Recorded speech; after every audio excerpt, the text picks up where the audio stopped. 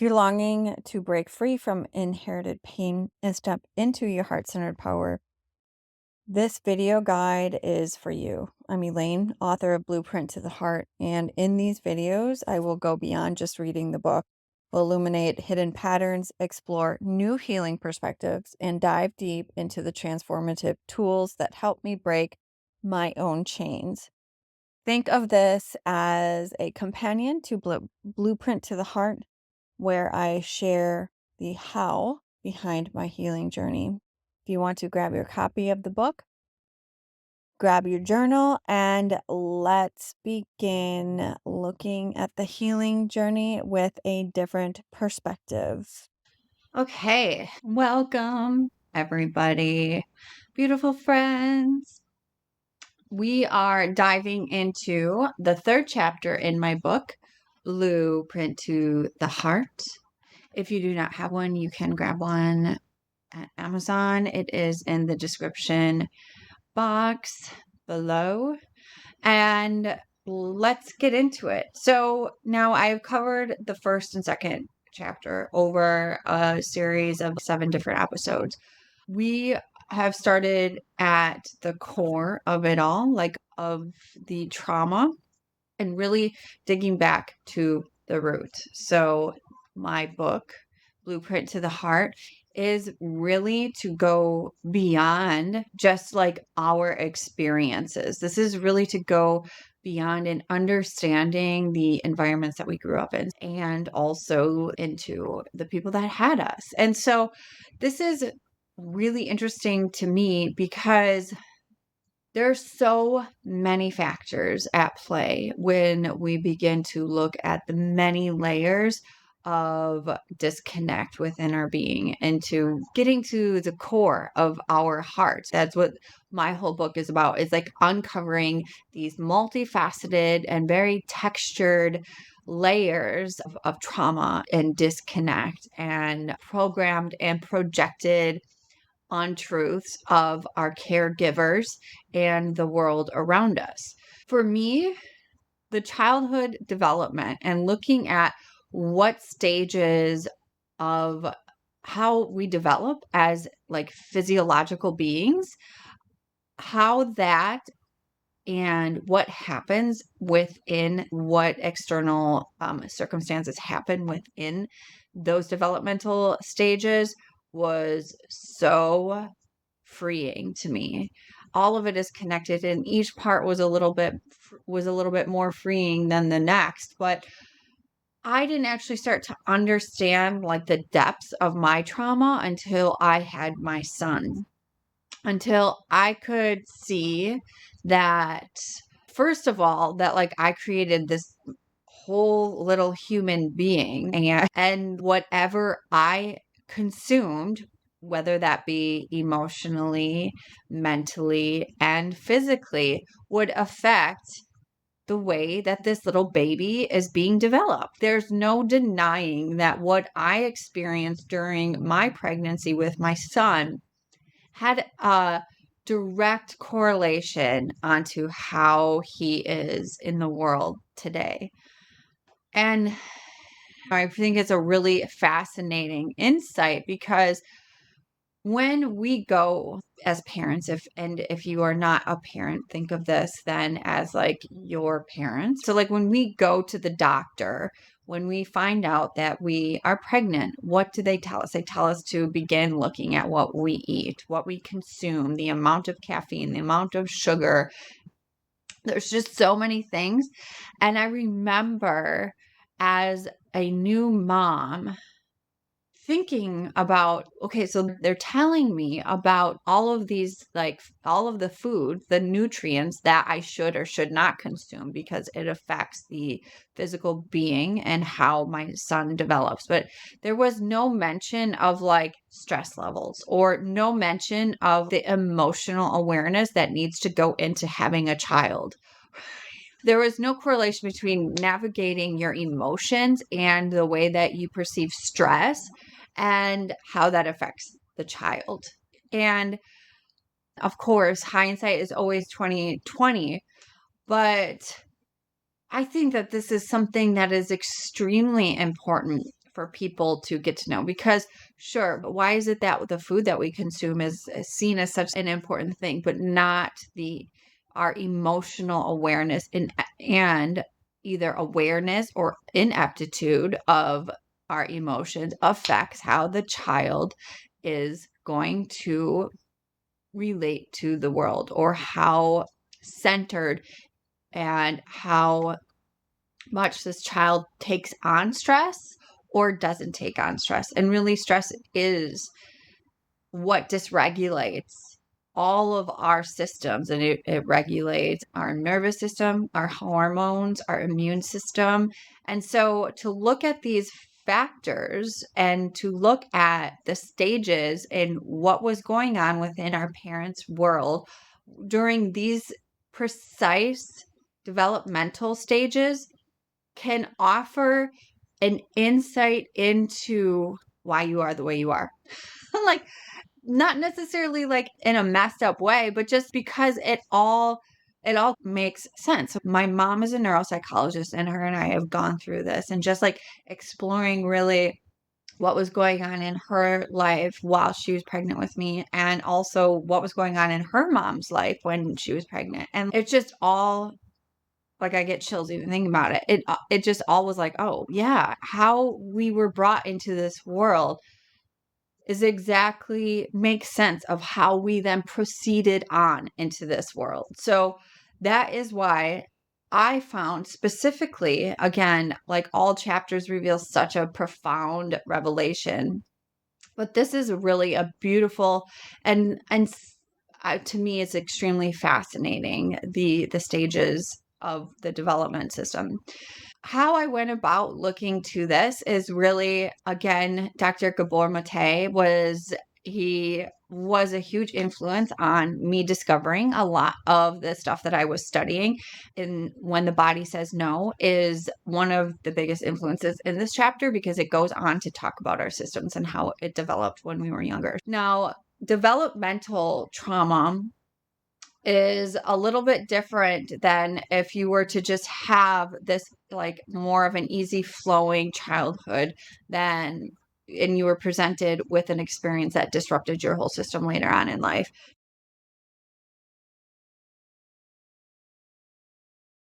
Developmental trauma is when significant events happen at these fundamental stages within our development, within our brain. So our brains are very malleable. Our brains and the way that we see the world, we're so like, just think of it like a little babe coming out into the world, so fragile, so malleable, and very open and susceptible to negative and positive influences. Anyways, when my son was born, I remember looking at him, and for me as a mom for the first time, it was very unreal. I remember looking at him and being like, "Oh my god, it's like an actual little human." And it wasn't until then that I recognized like all of the things that I wasn't told or taught about in parenting classes, like was already within this child that I just gave birth to. And so it's just really interesting to think about these things. So then I have my son as an example, and my daughter. Both were highly stressful. Hers was a high risk pregnancy, and I was on bed rest for most of it.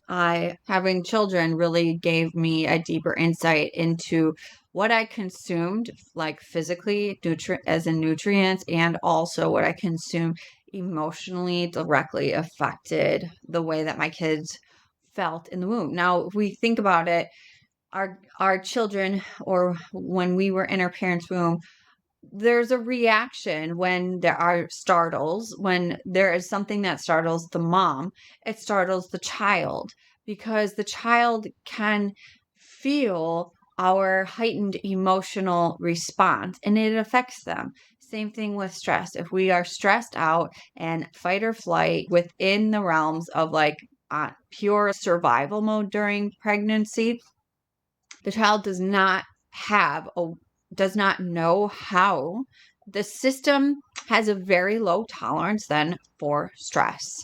The system then will not be able to regulate stress or be able to intake emotions, and also won't be able to intake knowledge as easily as other people will, because their system is on overdrive to just at least stay alive, that the brain doesn't really, it doesn't take in as much as it could as if the body was at ease. When we are looking back into these experiences, it is important for us to look at, it's important for us to look at what was going on within our mother's pregnancy. Okay, so here here I'm just going to read just a smidgen here. The intricacies of our developmental system, including our biochemical, neurological, and physiological systems, are established in the womb. To comprehend how we connect with others, it is essential to consider the circumstances our mothers experienced during pregnancy. It's not about assigning blame, but to understanding the context in which our circumstances and foundations were laid.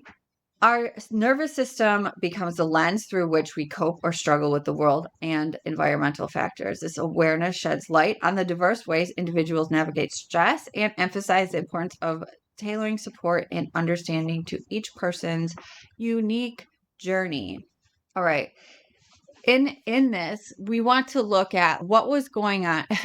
I just want to reiterate, like, it isn't important to ask our parents, our mothers, this to learn more about what was going on. So even before our mother found out she was pregnant, what was going on? Like, my mom got pregnant with someone that she was 18, and they weren't really like together. They didn't know each other for that long of a time, and she hadn't graduated high school. She dropped out of high school at 16 and then ran away to go work in a factory job.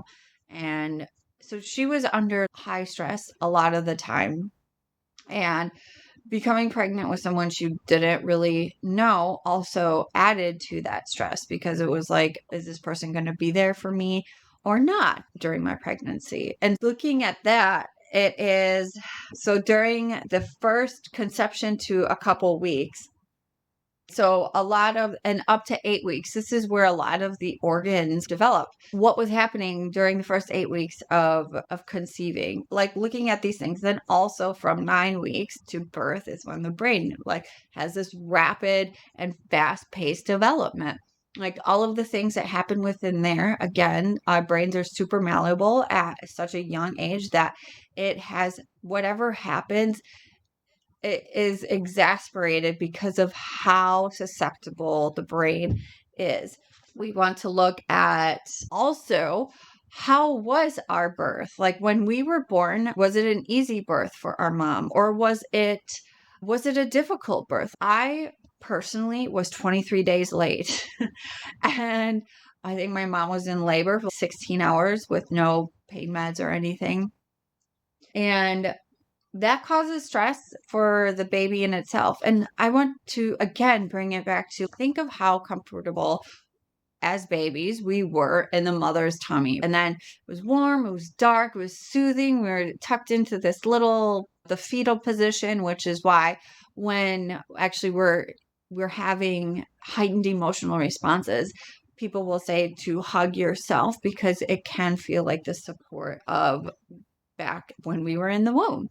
So to go into these aspects and think about what it would be like as a baby getting born into the world, how frightening that would be, cold, like scary, and really just like how shocking that would be to not only the baby, but also to the system itself. Were there any like tools? I know there's forceps that can be used. There's also like suction vacuums that can be used to get babies that are stuck in. Again, I know that this seems irrelevant, but it is part of the core of how we are within the world. It is our first moments and interactions within life that really set the stage for how we are. And that is why it is so important So in here, I have the different types of stages that we go through and what is being developed within these stages, ages 2 to 5. So right now I'm writing my memoir, and I broke it down to every 5 years. And within the first 5 years of my life, I'm like, of course, there is so much trauma and so many heightened emotional experiences, or actually like just a neglect in general, that created my anxious attachment style. If you are somebody that has followed types of attachments. There are several different types of attachments. You can look into this. For me, I was the anxious attachment. So I would be so afraid that people left me that I would just like cling on to them and overgive and overcompensate, because I thought if I would only be better, do more, be more fit, be prettier, be whatever, like people wouldn't leave. I was afraid of people leaving me. And so therefore I overcompensated in myself and what I did in order to give because I just thought that would help for people to stay. And this, for me, seeing this, because it wasn't necessarily a planned pregnancy. There were so many significant things happening where my needs were not, like, I was clothed and I had a place to live, but I did not have any nurturing and emotional support. I was told, I love you, and I was told these things, but the actions completely did not match the words. That is what had created part of the creation of my attachment style. Confirmed. And there's just so many times then I would pick the same partners over and over, not the same, but I would be attracted to the partners that would replay this type of attachment style over and over again, until I recognized that I was attracted to this type of style because it was giving me an opportunity to actually heal this. So that the opportunity for me to heal and meet my own needs was being presented within these emotionally unavailable and absent partners. That took decades before I realized that. But so that's part of it. When we are having difficulties in relationships, it is important to look to, like, when did these patterns even start? Or like, what was it? Our relationships with others, there's somewhere where it plays out the same type of dynamic as it did within our whole upbringing and our whole lives. Now, like I said, I go through all of the developmental stages and like what to look for during those developmental stages and how each stage extends out into our adulthood. This also goes into ADHD and like what happens when people have an extreme, as kids. Let's think about this too. So ADHD is a very common and it's now, I feel like it's everywhere. ADD and ADHD. And this is a label that my mom had put on me and that I had bought into at some point. And I'm not saying that it's not a real thing, because it definitely is. What I am saying, it's more than the label, because let's think of this too. So as children, we are not able to we cannot meet our own needs. We don't know how to meet our own emotional needs.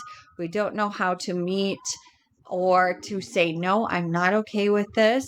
And if we do, are we actually listened to? So ADD and ADHD comes in when we just zone out, when we are in situations and circumstances where it's highly triggering or stimulating, but we're not actually able to do anything about it. So our brain just shuts off automatically, because that's just what brains do. It goes into that fight or flight survival. And so if you are a child that just doesn't fight, then your brain will just shut off. And it learns this pattern. The brain has the neural pathways, right? That is how they make ends meet. Now you can rewire your brain. So that's what people are talking about when they talk about like rewiring your brain, is actually recreating and reconnecting different neural pathways to create different behaviors, because each of those pathways are actually new pathways for your behaviors and patterns. It's very interesting if we think about it like that. As children, where we yelled at a lot, where we scolded, where we put in situations where we felt like we had no control over, we felt like we couldn't even live up to these standards. What else do kids experience at this time? We're not being listened to. There are situations where like we speak and our voice just doesn't matter, or we're shushed or poo-pooed because we're kids. And what do kids know? It's really so many of these things that our brain and our system automatically then adapts to get what our needs are met. So it is a learned neurological pattern, which is then a learned behavior. And it is however this is, like, in a lot of times as kids, any type of attention is great. So if I was someone that I was very mild mannered, it didn't matter what type of attention it was. I just soaked it in. Like, I just clung to it because I wasn't nurtured. So we think about the circumstances in which we were as children. So I also want to bring in childhood molestation, especially before the ages of 7. This is a way that, like, I'm talking about this from experience, because at 5, I was molested by an older boy, and I saw how that paved the way for all my intimacy later on in life. I had no idea that it affected me in the way I did until I started coming to and making connections between all of this. If you have physical boundaries that are overstepped, if you have unwanted touch, or even a touch that you don't know is unwanted, if you had somebody touch you in inappropriate ways, this immediately triggers a heightened disrupt within your body. It is because think of like how, again, sensitive our bodies are as children. Think of how sensitive they are. Think of how easy it is to get a reaction out of a child. It is the same way than if a child was touched inappropriately. Then it literally lays the groundwork for how you receive or reject physical intimacy, how you connect to your body. For me, my body became the way that I got all my needs met. And I see this with a lot of women that I had worked with, is that my body became a way for me to get the attention that I needed. My body became a way for me to get the relationships that I wanted. And it all started from the lack of emotional support at such a young age, and also the inappropriate touches at such a young age. So I know this is deep and layered stuff. So just if you're still with me, that's a beautiful thing. And so when we put these circumstances together in any situations, like if we think about any like physical abuse or witnessing physical abuse as a child, it will absolutely disrupt the way that we feel safe within our body. It disconnects the way that we are. It shuts down our emotional aspects so we can survive physically. And so this is what a lot of it goes into our attention, how we receive in life, our attention in life, how we learn, how we're able to comprehend knowledge, how we're able to actually behave. When I started digging into this, I was really quite amazed at how much is uncovered within the first 7 years of life. And here I go up to 12 years of life, but really it's the first 7 years are fundamental I cannot stress this enough. And so to really dig deep into these spaces and to look at, okay, what was going on when I was like this age, or ask your parents or whomever cared for you, what was going on at this age? Then look at what was being developed at this age, and then make the connections between the two. I want to also look at then, like, here's some of the questions in this book here. So think back to what was home like, life during these different stages. So what was it that you were experiencing in your home? Were there significant events that happened at home or with primary caregivers? What were some of those significant experiences or events that occurred during your childhood? How did your caregivers and parents respond to your needs and your emotional inquiries during your childhood? How did you perceive your relationships? Were you frightened to tell people, or did you feel safe in actually sharing how you felt? Did you feel never heard? What values and beliefs did you develop during your childhood, and how have they influenced your adult life? Some of these things that I'm talking about specifically is a lot of the things that I brought up with me. There was just a lot of emotional neglect there. And this led me to believe that my needs were important, and no matter how much I begged or pleaded or cried for my mom to stay and for me to not go to yet another babysitter, like, it didn't matter. I was never listened to. I was bribed with toys. There was like, it doesn't matter what I ask for because I'm not going to get it anyways. So why even bother saying anything? Or then the other one was like, my body is the only way that I'll be able to receive attention. So I started using my body at a young age to get this attention that I wasn't receiving at home. And when I say a young age, I mean like 5 or 6, in first grade on the playground, chasing boys often. That is one way. I wasn't good enough. I wasn't pretty enough to receive the attention or to get my needs met. There was just like, these are the type of beliefs and behaviors and thought patterns that happen by these core messages during these fundamental stages of development. How did your parents handle stress?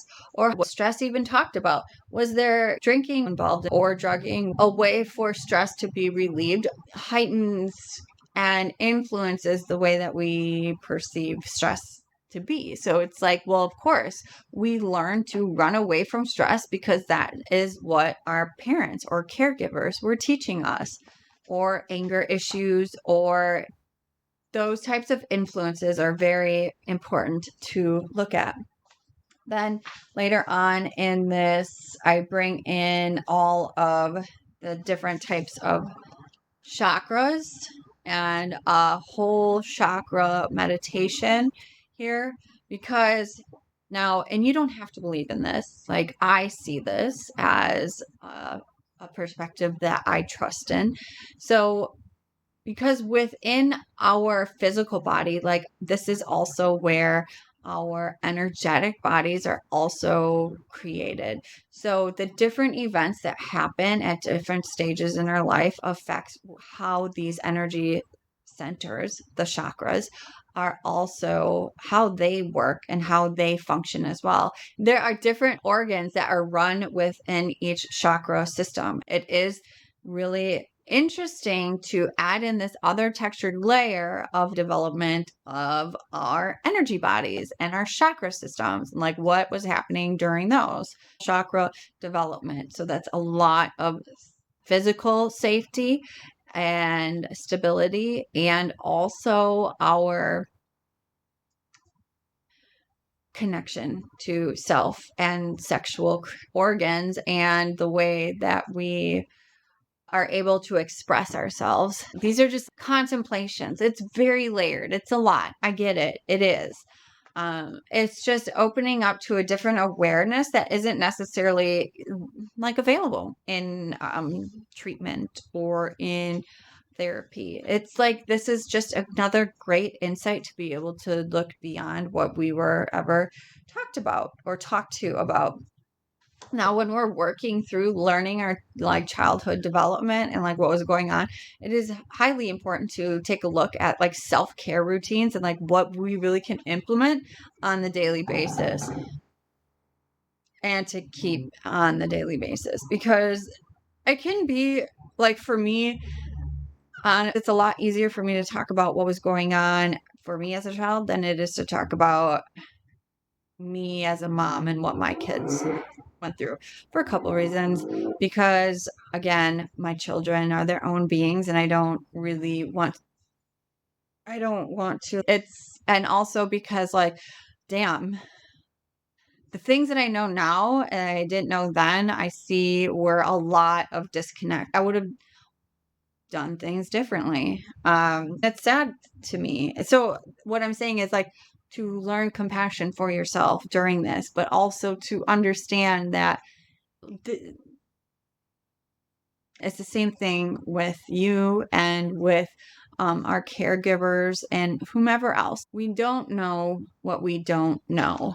And and a lot of able to tap into the emotional aspects because again, going back to the first chapter, tapping into your emotions meant death because what was happening? There was so much war and rebuilding after war that was happening that emotions just meant it would slow you down and would be just too vulnerable for those types of living circumstances. Now that we're breaking free from survival, this is a great learning how to tune into the emotional intelligence and emotional awareness of us and within past patterns within our family. It teaches us when in self-care and self-nurturing, this teaches us how to be that parent that we needed when we were younger and how to be there for ourselves when we want to depend on other people. But really, everybody is dealing with their own stuff at this point in time. This is why it's called Sovereign Healing Journey, because this really allows for us to show up and to learn to be that person that we didn't have as a child. And this directly goes through those stages of development and telling us what we needed at that time, what needs weren't met, and how we can now meet those needs as an adult. To me, that has been key into learning how to show up for myself and how to really integrate a lot of those aspects that I had kept away from myself for so long.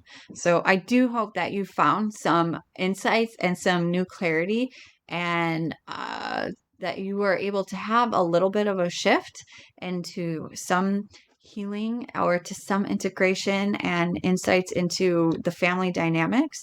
Again, thank you so much for being here, for showing up, and honestly, just for your presence at this time in humanity's evolution and just being you. And until next time, I'm sending so much love.